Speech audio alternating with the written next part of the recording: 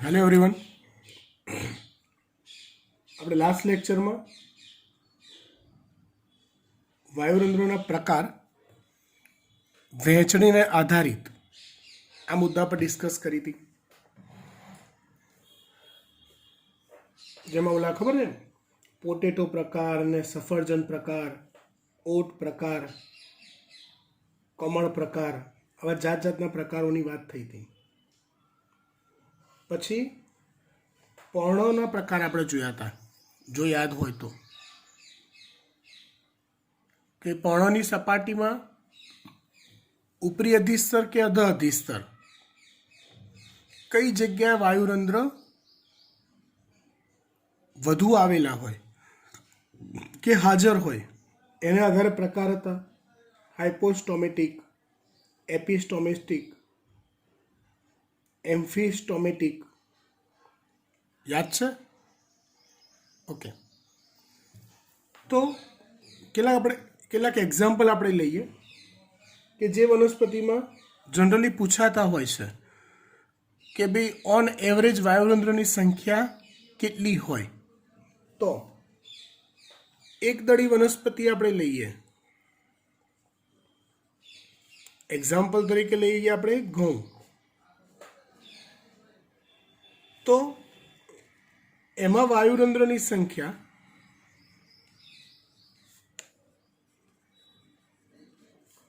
જેનું માપન થાય પ્રતિ mm સ્ક્વેરમાં, એનું માપન થાય. તો ઉપરી અધિસ્તર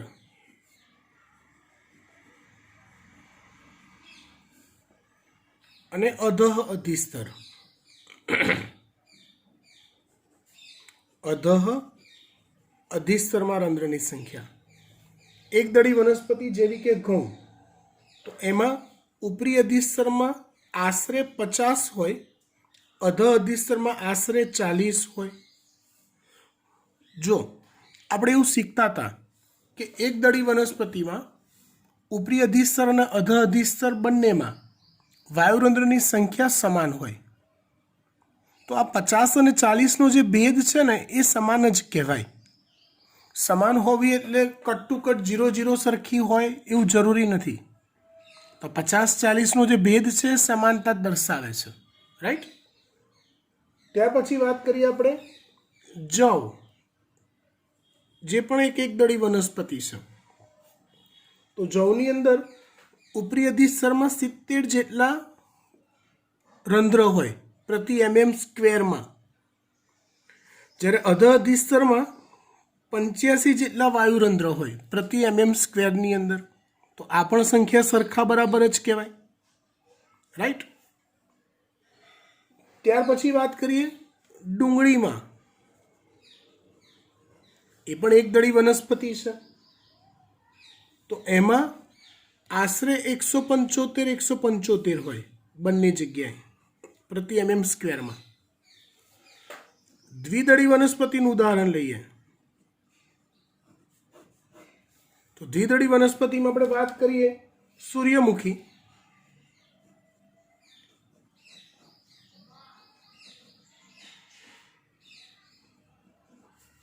તો સૂર્યમુખીમાં એની સંખ્યા જોવા જાઓ તો 120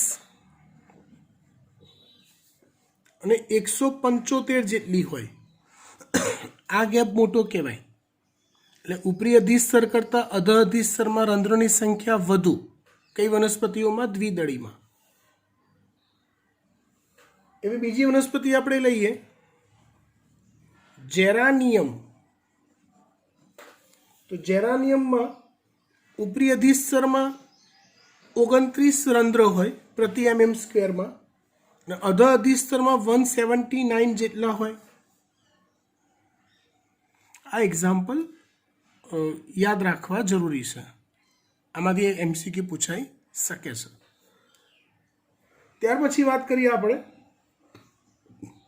રંધ્ર ખોલવા અને બંધ થવાના સમય પર આધારિત વાયુરંધ્રના પ્રકાર. વાયુરંધ્ર ખોલવા અને બંધ થવા ના સમય પર આધારિત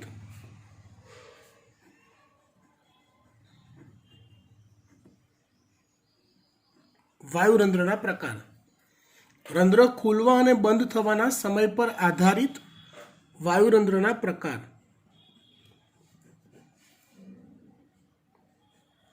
પહેલો પ્રકાર આપણે લઈએ આલ્ફા આલ્ફા પ્રકાર.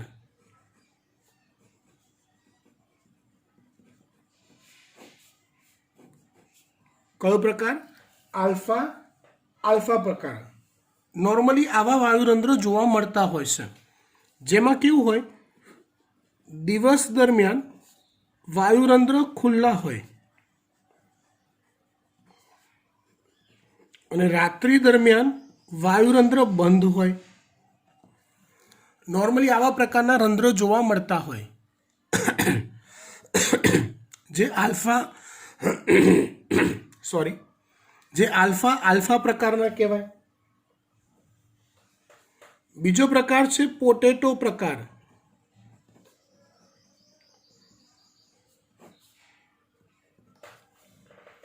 પોટેટો પ્રકારમાં કેવું હોય કે સંધ્યા સમય એટલે કે સાંજનો સમય સિવાયના સમયે રંધ્ર ખુલ્લા રહેતા હોય.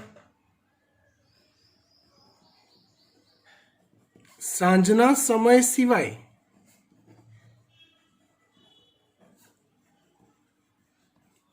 રંધ્ર ખુલ્લા રહેતા હોય તે પોટેટો પ્રકાર કહેવાય છે. ત્રીજો પ્રકાર આપણે જોઈએ તો ઇક્વિસેટમ પ્રકાર.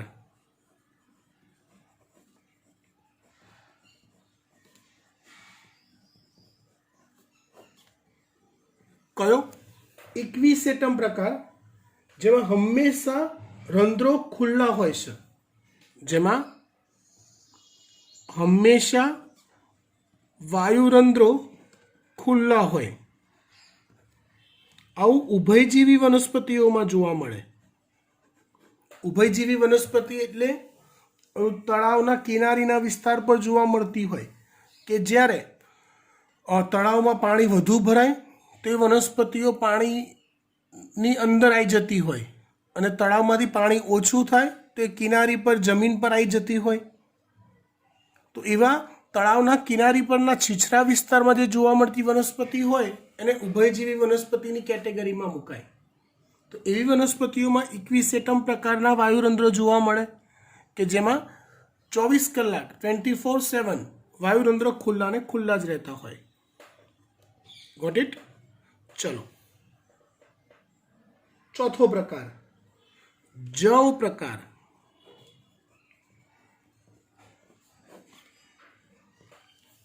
જવ પ્રકાર એટલે શું?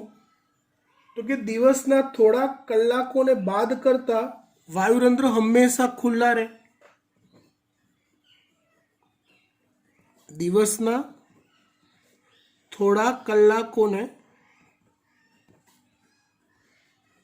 બાદ કરતા રંધ્ર હંમેશા ખુલ્લા રહેશે.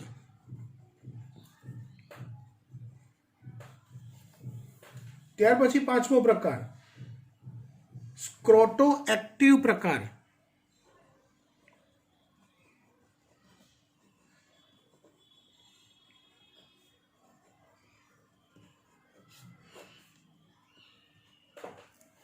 પાંચમો પ્રકાર સ્ક્રોટો એક્ટિવ પ્રકાર, જેમાં દિવસે વાયુરંધ્ર બંધ રહે અને રાત્રે ખુલ્લા રહેશે.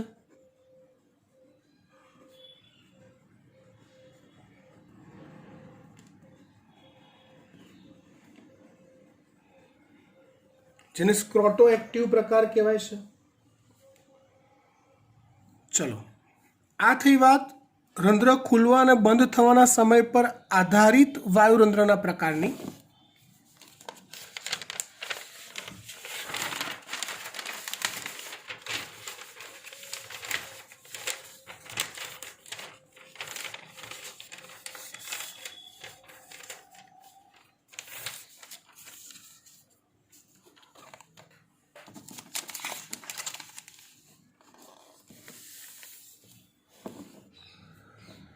ત્યાર પછી આપણે વાત કરીએ વાયુરંધ્રની રચનાની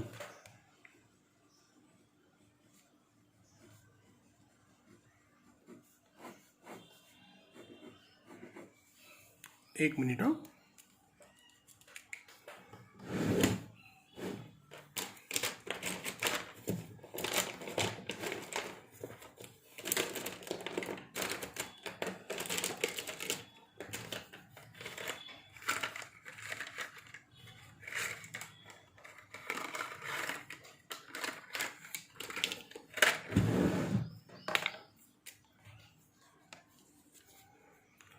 રંધ્રની રચનાની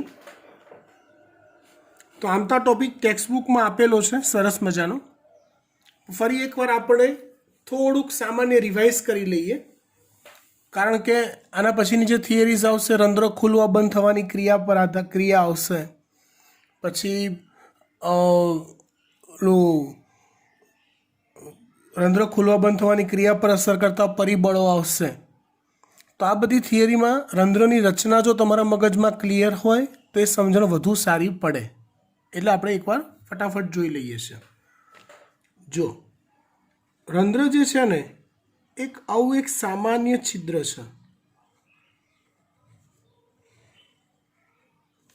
આ જે છિદ્ર છે વચ્ચે એ છિદ્રને વાયુરંધ્ર કહેવાય છે.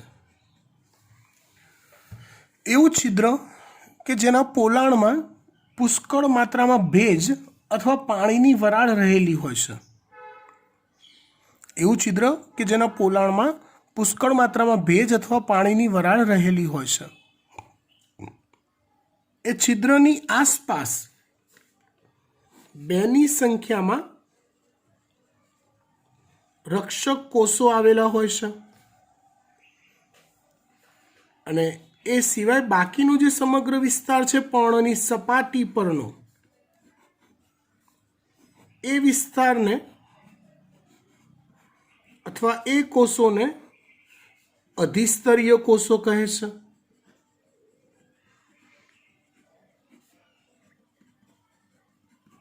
એ કોષોને અધિસ્તરીય કોષો કહેવાય છે. તમે જો ટેક્સ્ટબુકમાં ચેપ્ટર રિવાઇઝ કરશો તો હજી પણ વધુ ડિટેલમાં વાત આપેલી છે કે રક્ષક કોષો એ છિદ્ર ખુલવા અને બંધ થવાની ક્રિયાનું નિયમન કરે છે. રક્ષક કોષો જ્યારે આવી સ્થિતિમાં હોય આમ તો છિદ્ર બંધ હોય છે. આ સ્થિતિમાં છિદ્ર ખુલ્લું હોય છે. આ સ્થિતિમાં છિદ્ર બંધ હોય, મતલબ રક્ષક કોષો એ રંધ્ર ખુલવા અને બંધ થવાની ક્રિયાનું નિયમન કરે છે એવું કહેવાય. રક્ષક કોષો એ વાયુરંધ્ર ખુલવા અને બંધ થવાની ક્રિયાનું નિયમન કરે છે એમ કહેવાય. આ છે ખુલ્લું રંધ્ર, આ છે બંધ રંધ્ર. હવે એક વાત બીજી સમજો. ટેક્સ્ટબુકમાં બીજી ડિટેલ આપેલી છે એની દિવાલની ખાસિયતની, બરાબર. સીધી સાદી ભાષામાં લોજિક એટલું જ કામ કરે છે કે આ જે બંધ હોય છિદ્ર ત્યારે રક્ષક કોષો શિથિલ હોય, મતલબ કે રક્ષક કોષોમાં માપનું પાણી હોય, બરાબર. અને રંધ્ર ખુલ્લું હોય ત્યારે રક્ષક કોષો આશુન હોય, પાણીથી ભરેલા હોય, જેના માટે શબ્દ વપરાય છે આશુન. રક્ષક કોષો પાણીથી ભરેલા હોય, જેના માટે શબ્દ વપરાય છે આશુન.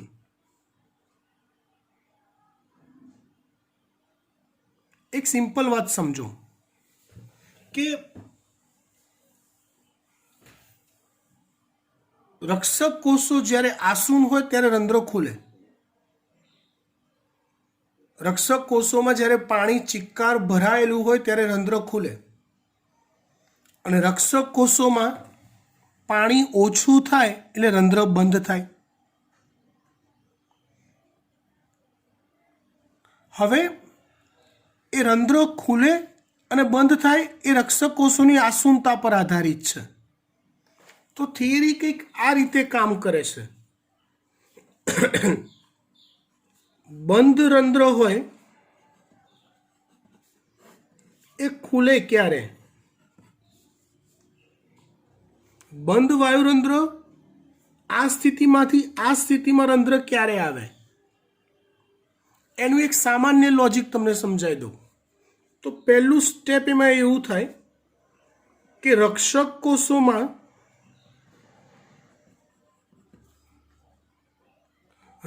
કોષોમાં દ્રાવ્ય ઘટકોનું પ્રમાણ વધે. દ્રાવ્ય ઘટકોનું પ્રમાણ વધે એટલે રક્ષક કોષોનો જે જીવરસ કે કોષરસ હોય એની સાંદ્રતા વધી એવું કહેવાય. એટલે એવું કહેવાય કે રક્ષક કોષોનો આશ્રુતિ દાબ વધે છે. રક્ષક કોષોનો કયો દાબ વધે છે? આશ્રુતિ દાબ વધે છે. કેમ કે સાંદ્રતા વધે એટલે આશ્રુતિ દાબ વધે. અથવા એવું કહેવાય કે રક્ષક કોષોની જળ ક્ષમતા ઘટે છે. એટલે જળ ક્ષમતા ઘટે એટલે આજુબાજુના કોષોમાંથી પાણી રક્ષક કોષોમાં પ્રવેશે છે. આમ અંદર આવે છે પાણી આ રીતે. આમ રક્ષક કોષોમાં પાણી અંદર આવવાની ક્રિયા થાય એટલે એવું કહેવાય કે રક્ષક કોષોમાં અંતઃ આશ્રુતિ થાય છે. રક્ષક કોષોમાં અંતઃ આશ્રુતિ થાય, બહારથી પાણી અંદર આવે છે અને એટલે રક્ષક કોષો આશુન બને છે અને રંધ્ર ખુલે છે. હવે આનાથી ઊંધું વિચારો કે ભાઈ ખુલ્લું રંધ્ર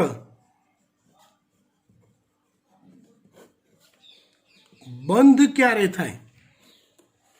તો સેમ ટુ સેમ આના ઊંધા સ્ટેપ થાય. સૌથી પહેલું સ્ટેપ એવું થાય કે રક્ષક કોષોમાં દ્રાવ્ય ઘટકોનું પ્રમાણ ઘટે. દ્રાવ્યનું પ્રમાણ ઘટ્યું એટલે સાંદ્રતા ઘટી. એટલે રક્ષક કોષોમાં આશ્રુતિ દાબ ઘટે મીન્સ કે જળ ક્ષમતા વધે.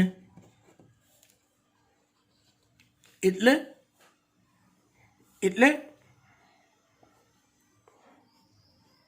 રક્ષક કોષોમાંથી બહિરાશ્રુતિ થાય.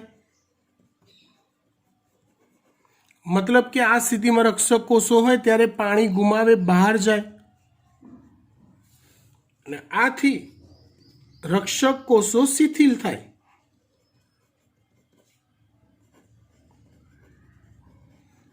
અને શિથિલ થાય એટલે રંધ્ર બંધ થાય. રક્ષક કોષો શિથિલ થાય એટલે રંધ્ર બંધ થાય. આ લોજિક કામ કરે છે. હવે આપણે આમ જોવા જાવ તો વાત એકદમ ક્લિયર કટ થઈ ગઈ. પણ સૌથી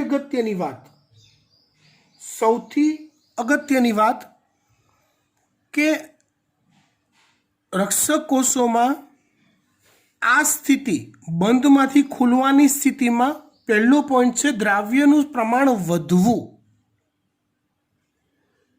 એ થયું ને એટલે બાકીની ઘટના તો ઓટોમેટિક આપમેળે થઈ જાય છે. તો જુદા જુદા વૈજ્ઞાનિકોએ જુદા જુદા વાદ રજૂ કર્યા છે કે રક્ષક કોષોમાં દ્રાવ્યનું પ્રમાણ ઝડપથી વધે છે કઈ રીતે? દ્રાવ્યનું પ્રમાણ વધવા માટે કઈ રાસાયણિક પ્રક્રિયાઓ રક્ષક કોષોમાં થતી હોવી જોઈએ? પછીની વાત તો લોજિકલી સિમ્પલ છે. દ્રાવ્ય વધ્યું એટલે જળ ક્ષમતા ઘટે, જળ ક્ષમતા ઘટે એટલે બહારથી પાણી અંદર પ્રવેશે, રક્ષક કોષો આ શું થાય? રંધ્ર ખુલે. પણ એ દ્રાવ્યનું પ્રમાણ વધવા માટે જવાબદાર રાસાયણિક પ્રક્રિયાઓ કઈ એ સમજાવતા જુદા જુદા વાદ છે. દરેકની આપણે શોર્ટમાં ચર્ચા કરીએ, થોડી થોડી મજા આવશે સમજવાની.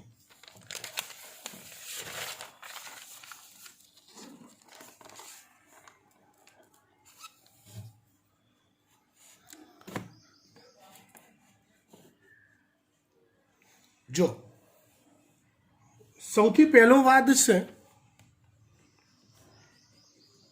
પ્રકાશ સંશ્લેષણીયવાદ.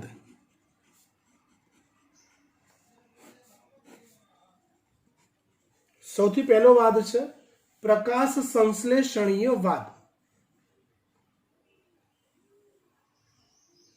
આ વાદ શું કહે છે કે દિવસ દરમિયાન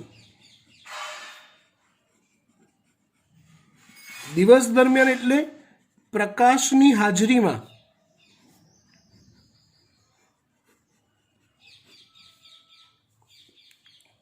પર્ણમાં જે હરિત કણ હોય ને, એટલે અહીંયા આપણે રક્ષક કોષો વિચારી લઈએ. રક્ષક કોષોમાં આવેલા હરિત કણમાં પ્રકાશ સંશ્લેષણની ક્રિયા થઈ ગ્લુકોઝ બને છે. અને ગ્લુકોઝ પાણીમાં દ્રાવ્ય હોય છે.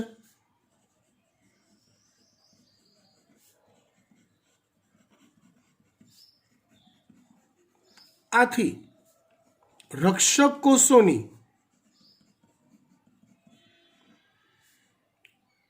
ના જીવરસની સાંદ્રતા વધે છે, એટલે કે રક્ષક કોષોનો આશ્રુતિ દાબ વધે છે. એટલે બાકીની ક્રિયાઓ થાય છે, પાણી અંદર આવે છે અને રંધ્ર ખુલી જાય છે. આ વાદ એટલે પ્રકાશ સંશ્લેષણીય વાદ. ઇન શોર્ટ, જ્યારે જ્યારે પ્રકાશ સંશ્લેષણની ક્રિયા ચાલુ રહેતી હોય ત્યારે ત્યારે ગ્લુકોઝ બનતો જાય એટલે રક્ષક કોષોમાં ગ્લુકોઝનું પ્રમાણ વધતું જાય એટલે એની સાંદ્રતા વધતી જાય એટલે આશ્રુતિ દાબ વધતો જાય એટલે અંત આશ્રુતિ થાય, રક્ષક કોષોમાં પાણી પ્રવેશે, રક્ષક કોષો આસૂન થાય અને રંધ્ર ખુલે. આવો વાદ એટલે પ્રકાશ સંશ્લેષણીય વાદ. પણ આની એક મર્યાદા છે. મતલબ આને કેમ એક્સેપ્ટ ના કરી શકાય? તો આગળ આપણે વાત કરી કેટલીક વનસ્પતિઓમાં દિવસે રંધ્ર બંધ રહે છે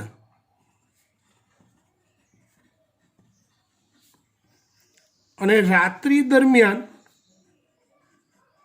ખુલ્લા રહે છે. જો દિવસે રંધ્ર બંધ અને રાત્રિ દરમિયાન ખુલ્લા રહેતા હોય તો આ વાદને તમે જેન્યુન કેવી રીતે ગણી શકો? કેમ કે જો આ વાદને આપણે સાચો માની લઈએ કે રક્ષક કોષોમાં ગ્લુકોઝનું પ્રમાણ વધવાથી એનો આશ્રુતિ દાબ વધે છે પ્રકાશ સંશ્લેષણ દ્વારા, તો દરેક વનસ્પતિ, દુનિયાની દરેક વનસ્પતિમાં પ્રકાશ સંશ્લેષણ એટલે કે દિવસ જ્યારે હોય ત્યારે જ રંધ્ર ખુલવા જોઈએ, પણ એવું હોતું નથી. એ માટે આ સ્ટ્રેટેજી કે આ થિયરીને સંપૂર્ણ સાચી નથી માની શકાતી. બીજો વાદ આપણે જોઈએ સ્ટાર્ચ શર્કરાવાદ.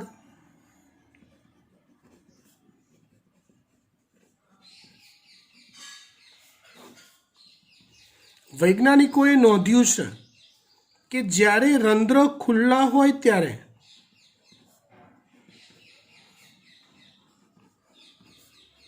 રંધ્રમાં શર્કરાનું એટલે કે ગ્લુકોઝનું પ્રમાણ વધુ જોવા મળે છે અને રંધ્ર જ્યારે બંધ હોય ત્યારે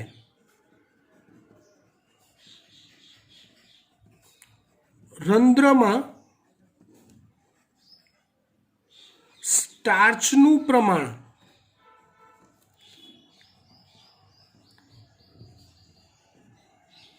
વધુ જોવા મળે છે? સમજજો બેટા બરાબર. એટલે વૈજ્ઞાનિકોએ એવું વિચાર્યું કે જ્યારે જ્યારે રક્ષક કોષોમાં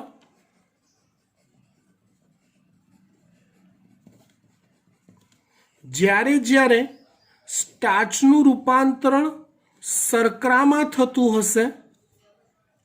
હશે ત્યારે ત્યારે રંધ્ર ખુલ્લા રહેતા હશે. એનું જો લોજિક કહું, શર્કરા જે છે ને, ગ્લુકોઝ, એ દ્રાવ્ય છે અને સ્ટાર્ચ જે છે ને એ અદ્રાવ્ય છે.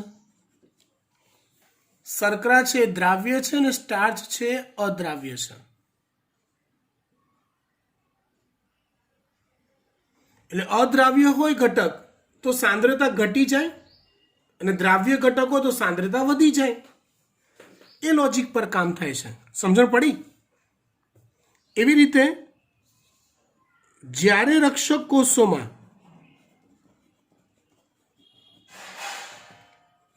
શર્કરા એટલે કે ગ્લુકોઝનું રૂપાંતરણ સ્ટાર્ચમાં થતું હશે ત્યારે એની સાંદ્રતા ઘટી જતી હશે રક્ષક કોષોની અને રંધ્ર બંધ થઈ જતા હશે. આમ જોવા જાઓ તો આ લોજિક ગળા નીચે ઉતરી જાય એવું છે. પ્રેક્ટિકલી બી વિચારો તો મગજમાં વાત ઘૂસે કે ના સાલી વાતમાં દમ તો છે કે જ્યારે ગ્લુકોઝ વધારે હોય રક્ષક કોષોમાં ત્યારે રંધ્ર ખુલી જાય તો વાત સાચી લાગે છે. જ્યારે સ્ટાર્ચ વધુ હોય રક્ષક કોષોમાં ત્યારે રંધ્ર બંધ હોય તો એ પણ સાચું જ છે. તમે જ્યારે બંધ રંધ્રનો અભ્યાસ કરો તેમાં સ્ટાર્ચ વધુ હોય છે, ખુલ્લા રંધ્રનો અભ્યાસ કરો ત્યારે એમાં ગ્લુકોઝ વધુ હોય છે. વાત સાચી છે. પણ આમાં બી એક લોચો છે. શું લોચો છે સમજાવું. પેજ ફેરવીને પછી સમજાવું.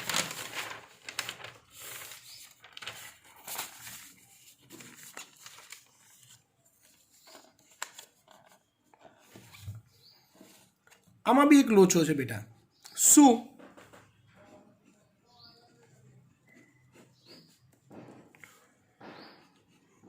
તો કે વનસ્પતિમાં રંધ્ર ખુલવા અને બંધ થવાની ક્રિયા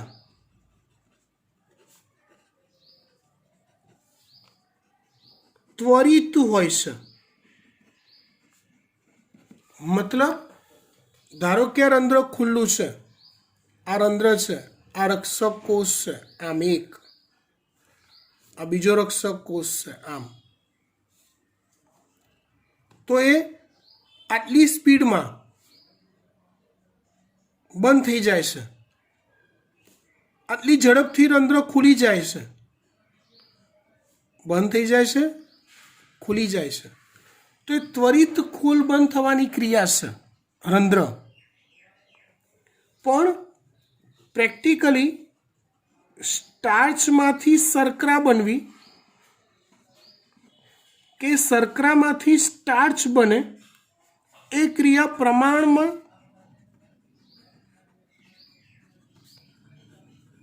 ખૂબ ધીમી ગતિએ થતી પ્રક્રિયા છે. એટલે જો આ વાત સાચો હોત ને તો રક્ષક કોષો આ ખુલ્લા હોય તો ધીમે ધીમે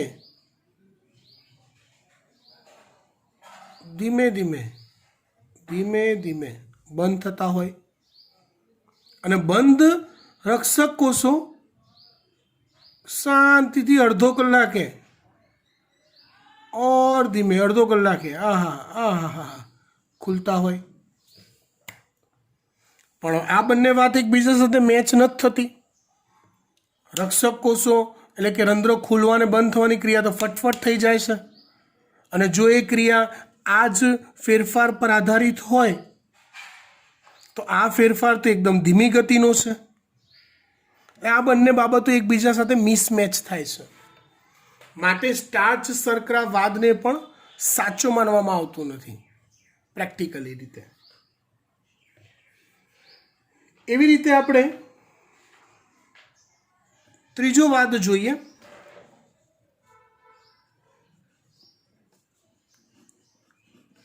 કે પ્લસ આયન વહનવાદ. આ વાદને મહદ અંશે સાચો માનવામાં આવે છે. કે પ્લસ આયનવાદને મહદ અંશે સાચો માનવામાં આવે છે. ધારો કે સમજો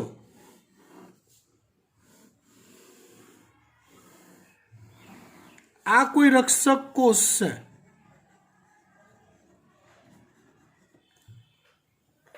તો રક્ષક કોષોમાં જ્યારે રંધ્ર ખુલવાનું હોય ત્યારે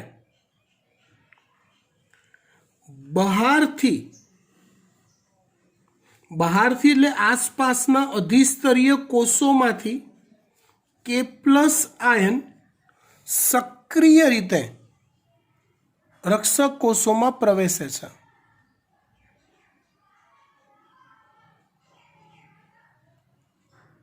અને રક્ષક કોષોમાં રહેલા H પ્લસ આયન એ અધિસ્તરીય કોષોમાં જાય છે. કે પ્લસ સક્રિય રીતે પ્રવેશતા આજુબાજુના અધિસ્તરીય કોષોમાંથી Cl માઇનસ આયન એમનેમ આપમેળે પ્રવેશે છે. આ ઉપરાંત રક્ષક કોષોમાં સ્ટાર્ચનું જળ વિભાજન થઈ મેલેટ આયન બને છે. આમ રક્ષક કોષોમાં કે પ્લસ અને મેલેટ આયનનું પ્રમાણ વધી જાય છે, જેનાથી રક્ષક કોષોનો આશ્રુતિ દાબ વધે છે. અને રક્ષક કોષોનો આશ્રુતિ દાબ વધતા આગળની ઘટના તમને ખબર છે શું થાય છે. આજુબાજુના કોષોમાંથી પાણી પ્રવેશે છે, આશૂન બને છે અને રંધ્ર ખુલે છે. અને રંધ્ર બંધ થતી વખતે એનાથી સંપૂર્ણ ઊંધી પ્રક્રિયા થાય છે. સ્ટેપ બાય સ્ટેપ જોઈએ તો સૌથી પહેલાં શું થાય? કે પ્લસ આયન એ રક્ષક કોષોમાં પ્રવેશે છે.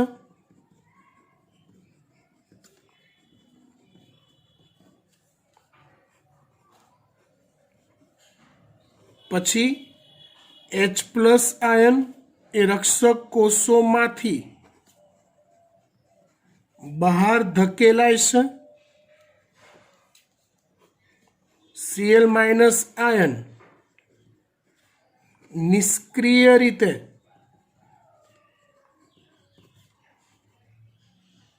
રક્ષક કોષોમાં પ્રવેશે છે.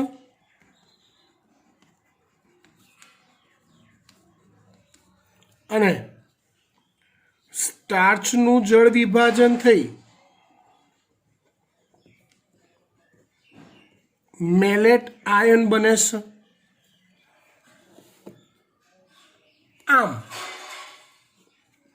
આમ રક્ષક કોષોમાં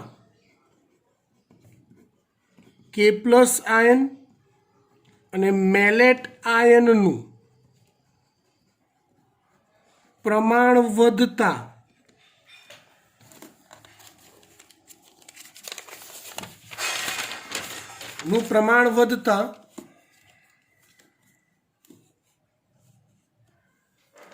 રક્ષક કોષોનો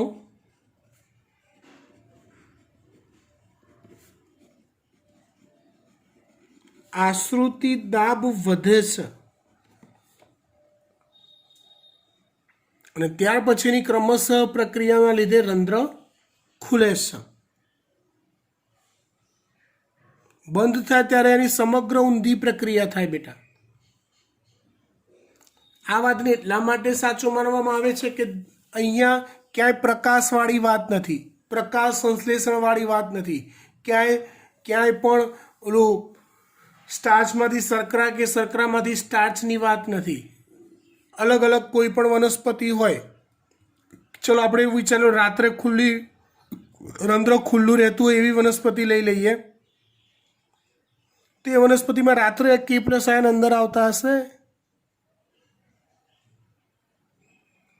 એ વનસ્પતિમાં દિવસે K+ આયન બહાર જતા હશે? શું થયું? શું ફરક પડે છે? કંઈ ફરક નથી પડતો. ઇન શોર્ટ, રક્ષક કોષોમાં K+ અને મેલેટનું પ્રમાણ વધે છે તો એનો આશ્રુતિ દાબ વધે છે, આસપાસના કોષોમાંથી પાણી શોષે છે, ખેંચે છે, આસુન બને છે, રંધ્ર ખુલે છે. રંધ્ર બંધ તો કે અંદર રહેલા રક્ષક કોષોમાં રહેલા K+ આયન બહાર જાય, બહારથી H+ આયન અંદર આવે, મેલેટ આયન ફરી પાછા સ્ટાર્ચમાં કન્વર્ટ થાય, એટલે રક્ષક કોષોમાં K+ આયન અને મેલેટ આયનનું પ્રમાણ ઘટે, આશ્રુતિ દાબ ઘટે, પાણી બહાર ગુમાવાય, રક્ષક કોષો શિથિલ થાય, રંધ્ર બંધ થાય. Is it clear? Done? Final?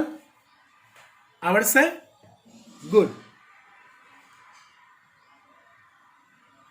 ત્યાર પછી આપણે વાત કરીએ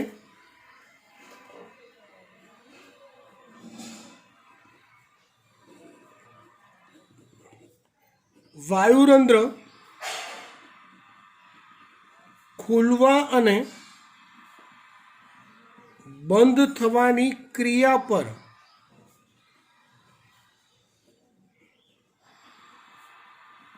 અસર કરતા પરિબળો.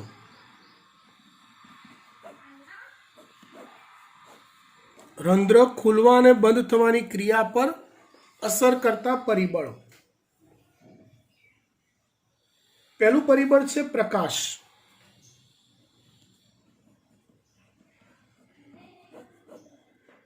જો અહીંયા મેન ખુલવા બંધ થવાની વાતમાં લોજિક કામ કરશે K+ અને મેલેટ આયનનું, પણ આ બીજા બધા પરિબળોની પણ કઈ ખાસ અસર થાય છે.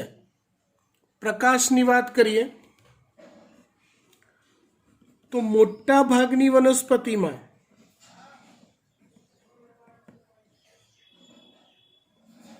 રંધ્ર દિવસે ખુલે છે, મતલબ કે પ્રકાશની હાજરીમાં ખુલે છે અને રાત્રે બંધ થાય છે.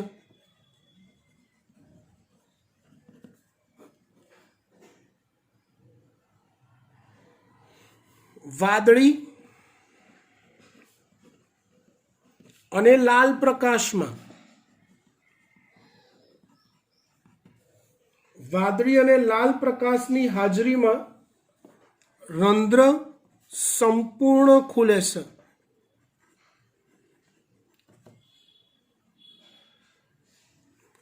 અને હકીકતમાં વાદળી પ્રકાશની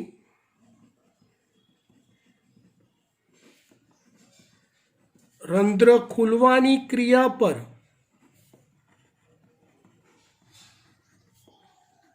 ઘેરી અસર થાય છે.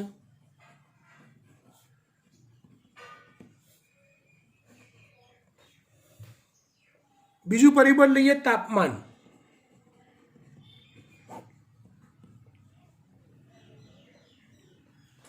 તાપમાનની વાત કરીએ તો સામાન્ય રીતે તાપમાન વધે છે ત્યારે રંધ્ર ખુલે છે. સામાન્ય રીતે જ્યારે તાપમાન વધે છે ત્યારે રંધ્ર ખુલે છે. ત્રીજું પરિબળ છે CO2 નું સંકેન્દ્રણ.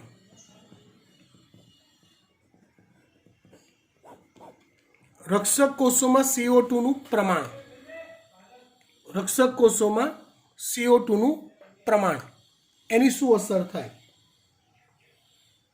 તો CO2 પોતે ઉત્સ્વેદન એટલે કે બાષ્પોત્સર્જન અવરોધક વાયુ છે. એટલે CO2 ના ઓછા સંકેન્દ્રણે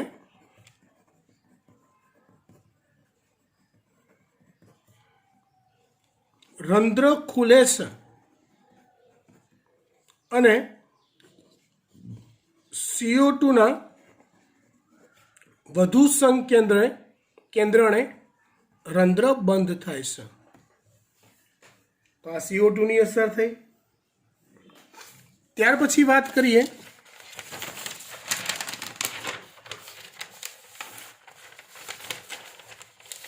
વૃદ્ધિ અંતઃસ્ત્રાવોની અસર.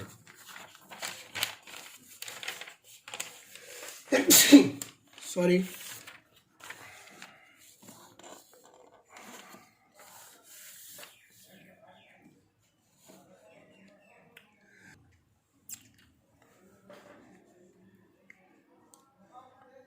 વૃદ્ધિ અંતઃસ્ત્રાવોની અસર.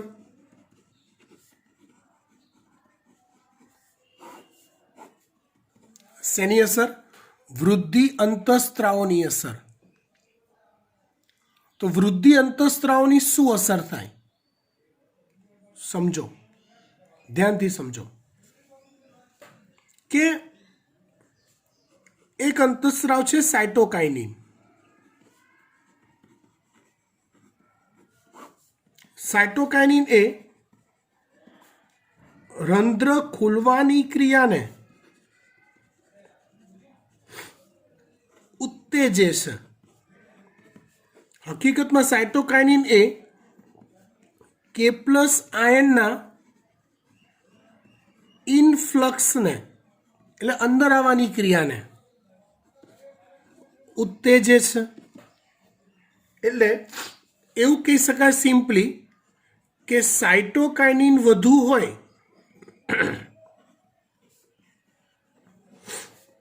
તેમ રંધ્ર ખુલ્લા રહે છે. બીજો એવો અંતઃસ્ત્રાવ છે ABA, મતલબ કે એબ્સિસિક એસિડ. તો ABA સાયટોકાઇનિનની અસરને અવરોધે છે. આ જે ઇમ્પેક્ટ છે એને અવરોધે છે. આથી ABA જ્યારે વધુ હોય ત્યારે રંધ્ર બંધ થાય છે. એબ્સિસિક એસિડનું પ્રમાણ જ્યારે વધુ હોય ત્યારે રંધ્ર બંધ થાય છે.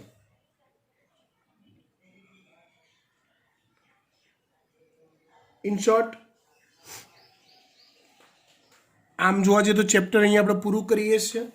ઉત્સ્વેદન પર અસર કરતા પરિબળો ટેક્સ્ટ બુકમાં આપેલા છે, એટલા જ આપણે કરવાના છે.